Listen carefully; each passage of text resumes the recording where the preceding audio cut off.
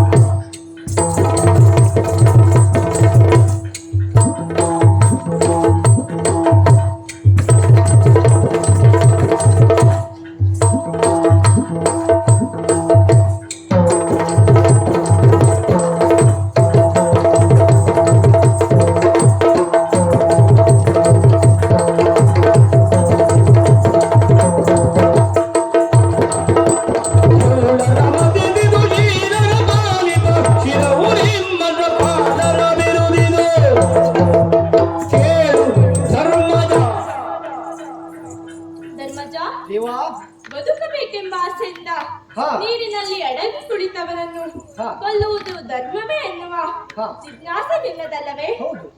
ನಿನ್ನ ಕುರಿತಾಗಿ ನನಗೆ ಒಮ್ಮೊಮ್ಮೆ ಸಂತೋಷ ಆಗ್ತದೆ, ಒಮ್ಮೊಮ್ಮೆ ಆಶ್ಚರ್ಯವೂ ಆಗ್ತದೆ. ಯಾಕೆಂದರೆ ನಿನ್ನ ತಂದೆ ತಾಯಿಯರು ನಿನಗಿಂತ ಹೆಸರು ಯುಧಿಷ್ಠಿರ ಎನ್ನುವುದಾಗಿ, ಆದರೆ ಲೋಕ ನಿನ್ನನ್ನು ಗುರುತಿಸಿದ್ದು ಧರ್ಮರಾಯ ಎನ್ನುವುದಾಗಿ. ಯಾಕೆ ಹೇಳು? ನೀನು ಮಾಡುವ ಪ್ರತಿಯೊಂದು ವ್ಯವಹಾರದಲ್ಲೂ ಧರ್ಮವನ್ನು ಅರಿತೆ ವ್ಯವಹರಿಸುತ್ತೀಯಾ ಎನ್ನುವ ಕಾರಣಕ್ಕಾಗಿ ತ್ರೇತಾಯುಗದಲ್ಲಿ ಶ್ರೀರಾಮಚಂದ್ರ ಹೇಗೆ ತನ್ನ ವ್ಯಕ್ತಿತ್ವದಿಂದ ಶ್ರೇಷ್ಠನಾದನು, ಹಾಗೆ ದ್ವಾಪರದಲ್ಲಿ ನೀನು. ಆದರೆ ಈ ರೀತಿಯಾಗಿ ವ್ಯವಹರಿಸುವ ನೀನು ಗೌರವದ ವಿಚಾರದಲ್ಲಿ ಮಾತ್ರ ತಪ್ಪು ಮಾಡಿದೇನೋ ಅಂತ ಅನಿಸ್ತಾ ಇದೆ. ಯಾಕೆಂದರೆ ಪವಿತ್ರವಾಗಿರುವ ಚಂದ್ರವಂಶದಲ್ಲಿ ಹುಟ್ಟಿರುವ ನೀನೊಬ್ಬ ವೀರ ಕ್ಷತ್ರಿಯ. ಕ್ಷತ್ರಿಯನಾದವನ ಕರ್ತವ್ಯವೇ ಕೂಳರನ್ನು ವಧಿಸಿ ಸುಶೀಲರನ್ನು ರಕ್ಷಿಸುವುದು. ಅಂತೆಯೇ ಕೂಳನಾದ ದುರ್ಯೋಧನನನ್ನು ವಧಿಸುವ ಮೂಲಕ ಈ ಭೂಮಿಯ ಭಾರದ ಹರಣಕ್ಕೆ ನೀನು ಕಾರಣನಾಗಬೇಕಿತ್ತು. ಅಷ್ಟೇ ಅಲ್ಲ, 18 ದಿನಗಳ ಮಹಾಭಾರತ ಸಂಗ್ರಾಮ ಪ್ರಾರಂಭವಾಗಿದೆ ಅಂತಾದ್ರೆ, ಲಕ್ಷಾಂತರ ಜೀವಿಗಳ ಹೆಣಗಳು ಉರುಳಿವೆ ಅಂತಾದ್ರೆ ಅದಕ್ಕೆ ಮೂಲ ಕಾರಣ ಆ ಕೌರವ. ಅವನನ್ನು ಕೊಂದು ಪ್ರಾರಂಭವಾಗಿರುವ ಮಹಾಭಾರತ ಸಂಗ್ರಾಮವನ್ನು ತಡೆಯುವುದನ್ನು ಬಿಟ್ಟು ಇದು ಧರ್ಮವೋ, ಇದು ಸರಿಯೋ ಎಂದು ಸುಮ್ಮನೆ ಕಾಲಹರಣ ಮಾಡುತ್ತಿದ್ದೀಯಾ? ಒಂದೇ ಮಾತಿನಲ್ಲಿ ಹೇಳಬೇಕೆಂದರೆ ದುಷ್ಟನಾಗಿರುವ ದುರ್ಯೋಧನನನ್ನು ಕೊಲ್ಲುವುದೇ ಧರ್ಮ. ಹೇಳಿ ಹಾಗಾದ್ರೆ ಹೋಗೋಣ. ಅಲ್ಲಿ ನಿಲ್ಲು ನಿಲ್ಲು ನಿಲ್ಲು, ಇನ್ನು ಮಾತು ಮುಗಿದಿಲ್ಲ, ಇನ್ನು ಕೆಲ ಮಾತುಗಳು ಬಾಕಿ ಉಂಟು. ಕೇಳಿಯೇ ಮುಂದುವರಿಸೋಣ, ಆಯ್ತು? ಬಾವಾ, ಅವನನ್ನ ಕೊಲ್ಲಬೇಕು ಎಂದೆಲ್ಲ, ಕೊಲ್ಲುವಂತಹ ಕಾರ್ಯವನ್ನ ಆತ ಏನು ಮಾಡಿದ್ದಾನೆ, ಏನು ತಪ್ಪನ್ನ ಅವ ಮಾಡಿದ್ದಾನೆಂದು ಈಗ ದೊಡ್ಡ ಸಮಸ್ಯೆ ಆಯ್ತು ನೋಡು. ಏನೋ ಒಂದೆರಡು ತಪ್ಪು ಮಾಡಿದವರಾದ್ರೆ ಅವ ಇದೊಂದು ಮಾಡಿದ್ದ ಅದೊಂದು ಮಾಡಿದ್ದ ಅಂತ ಹೇಳಬಹುದಿತ್ತು. ಆದರೆ ಕೌರವ ಹಾಗಲ್ಲವಲ್ಲ. ಅವನೇನಂತ ನಿನಗೆ ಗೊತ್ತಿಲ್ಲವಾ? ನಾನೇ ನೆನಪಿಸಬೇಕಾ ಧರ್ಮಜ?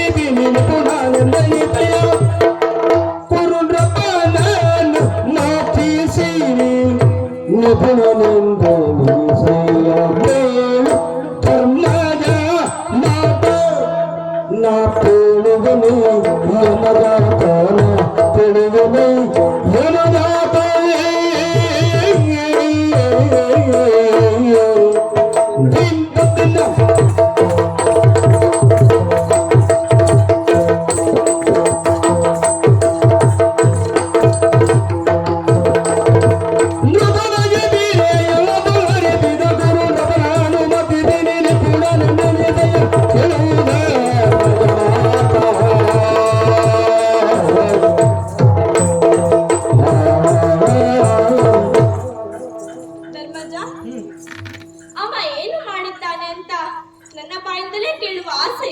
ಹೌದು ಸ್ವಾಮಿ. ನೀವು ನಿಮ್ಮ ಬದುಕಿನಲ್ಲಿ ಹಾ. ಎಂದಿಗೂ ಮರೆಯದ ಘಟನೆ ಯಾವುದು? ದ್ಯೂತ ಪ್ರಕರಣ. ಹಾ. ಕಪಟತನದ ದ್ಯೂತವನ್ನಾಡಿ ಹ್ಮ್. ನಿಮ್ಮನ್ನು ಸೋಲಿಸಿದ. ಅಷ್ಟೇ ಅಲ್ಲ, 12 ವರ್ಷ ವನವಾಸ ಹಾ. ಹಾಗೂ 1 ವರ್ಷದ ಅಜ್ಞಾತವಾಸಕ್ಕೆ ನೀವು ಹೋಗುವ ಹಾಗೆ ಮಾಡಿದ. ಹಾ. ಅಷ್ಟೇ ಆಗಿದ್ದರೆ ದಾಯಾದಿ ಮತ್ಸರದಿಂದ ಹಾ. ಭೂಮಿಯ ಮೇಲಿನ ಆಸೆಯಿಂದ ಮಾಡಿದನೇನೋ ಅಂತ ಭಾವಿಸಬಹುದಿತ್ತೇನೋ. ಆದ್ರೆ ಮಾನವಂತೆ ಆಗಿರುವ ದ್ರೌಪದಿಯ ವಸ್ತ್ರಾಪಹರಣ, ಇದಕ್ಕೆ ಕಾರಣ ಕೌರವನೇ ಅಲ್ವಾ? ಭೀಮಸೇನ ಉಣ್ಣುವ ಅನ್ನದಲ್ಲಿ ವಿಷ ಇಟ್ಟವರು ಯಾರು ಅಂತ ಕೇಳಿದ್ರೆ ಆ ಕೌರವನೇ ಅಲ್ವಾ? ಅರಗಿನ ಮನೆಗೆ ಬೆಂಕಿಯನ್ನಿಟ್ಟು ನಿಮ್ಮನ್ನೆಲ್ಲ ಸಜೀವವಾಗಿ ಸುಡುವ ಪ್ರಯತ್ನ ಮಾಡಿದ್ದು ಆ ಕೌರವನೇ ಅಲ್ವಾ? ಇದೆಲ್ಲ ನಿನಗೆ ನೆನಪಿಲ್ಲ ಅಂತಲ್ಲ, ಆದ್ರೆ ಈಗ ನೆನಪಿಸುವುದು ನನಗೆ ಅನಿವಾರ್ಯವಾಗಿದೆ. ಈ ರೀತಿಯಾಗಿ ಬೇರೆಯವರ ಮನೆಗೆ ಬೆಂಕಿ ಇಡುವವ, ಬೇರೆಯವರು ಊಟ ಮಾಡುವ ಅನ್ನದಲ್ಲಿ ವಿಷವಿಡುವವ, ಬೇರೆಯವರ ಸಂಪತ್ತನ್ನು ಅಪಹರಿಸುವವ, ಅಷ್ಟೇ ಅಲ್ಲ ಮಾನವಂತೆಯ ಮಾನವನ್ನು ಮತ್ತೊಬ್ಬರ ಹೆಂಡತಿಯನ್ನು ಬಲಾತ್ಕರಿಸುವವ, ಇವರೆಲ್ಲರೂ ಅಪರಾಧಿಗಳೇ. ಇವುಗಳಲ್ಲಿ ಒಂದು ತಪ್ಪು ಮಾಡಿದರೂ ಅವನು ವಧಾರನೆ. ಅಂತವನನ್ನು ವಧಿಸುವುದು ಧರ್ಮ ಅಂತ